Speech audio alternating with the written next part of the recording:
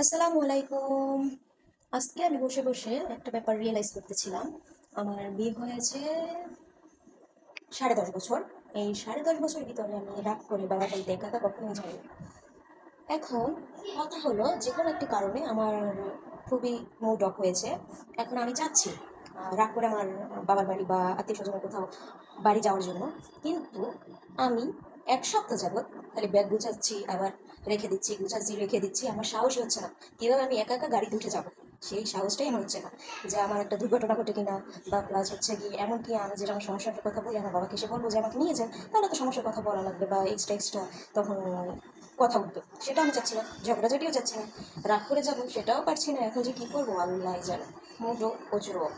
আর আমার কথা হচ্ছে, অনেক মেয়েরা দেখি ছেলেদের সাথে পালিয়ে যায়, তারপর হচ্ছে কোথাও না কোথাও যায়, তারপর হচ্ছে অনেক দূরে দূরে যায়। ওই সব মেয়েরা কারা, এত সাহস?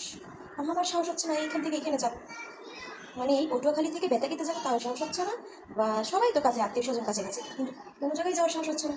এখন যে কি করি আল্লাহ জানে। আর এই এত বছর বুঝছেন রাগ করে কোথাও যাই না, তো সেই জন্য হাজব্যান্ডের কাছে কোনো ওয়েটও পাচ্ছি না।